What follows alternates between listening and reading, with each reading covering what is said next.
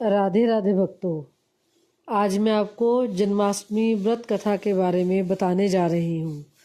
भगवान श्री कृष्ण का जन्म भाद्रपद मास की कृष्ण पक्ष की अष्टमी तिथि को रोहिणी नक्षत्र में हुआ था। यह तिथि हर वर्ष जन्माष्टमी के रूप में मनाई जाती है।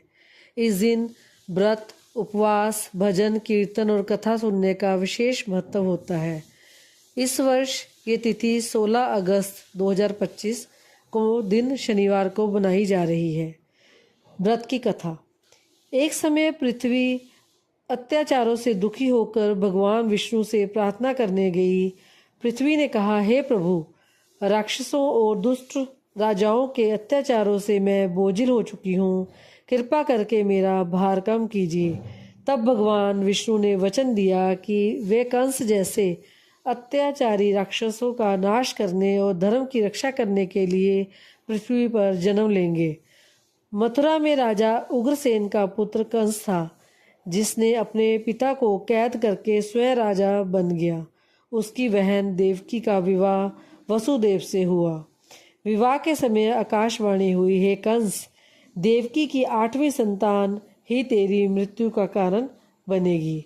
यह सुनकर कंस ने तलवार उठाकर देवकी को मारना चाहा, पर वसुदेव ने वचन दिया कि उनकी हर संतान वह उसे सौंप देंगे।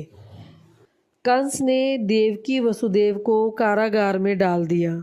पहली संतान को देखकर कंस का मन पिघल गया। उसने नहीं मारा, परंतु नारद मुनि ने उसे बताया कि मृत्यु किससे होगी यह निश्चित नहीं। तब उसने सभी संतानों को मारने का निश्चय किया। इस प्रकार उसने 6 संतानों का वध कर दिया। 7वीं संतान बलराम जी थे, जिन्हें योग माया ने देवकी के गर्भ से निकालकर रोहिणी के गर्भ में स्थापित कर दिया था।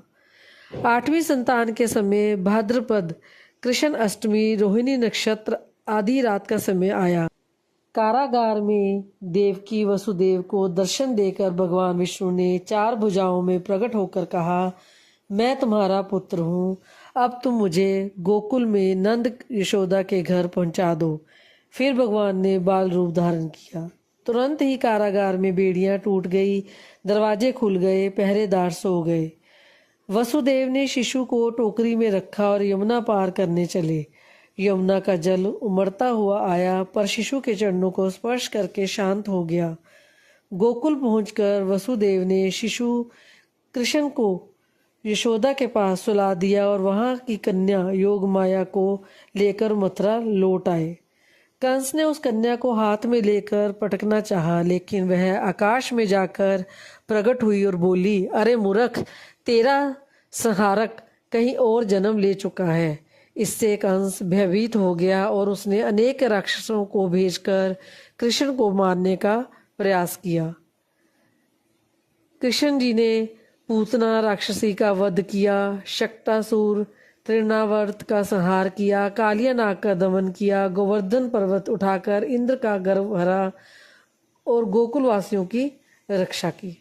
युवावस्था में कृष्ण और बलराम मथुरा गए। वहां उन्होंने धनुष यज्ञ तोड़ा, हाथी कुंडिन का वध किया और अंत में अखाड़े में चाणूर मुष्टिक जैसे पहलवानों को परास्त किया। अंततः कृष्ण ने कंस को पकड़कर भूमि पर गिराया और उसका वध किया। इस प्रकार मथुरा को अत्याचार से मुक्त किया और उग्रसेन को पुनः राजा बनाया। जन्माष्टमी का व्रत करने का बहुत महत्व है। इस दिन उपवास, रात्रि जागरण और भगवान की कथा सुनना और सुनाना अनिवार्य माना गया है। जन्माष्टमी के व्रत से पाप नष्ट होते हैं, भक्तों को संतान सुख और मोक्ष की प्राप्ति होती है। शास्त्रों में कहा गया है कि जो श्रद्धा से व्रत और कथा करता है उसे वैकुंठ लोक की प्राप्ति होती है। राधे राधे।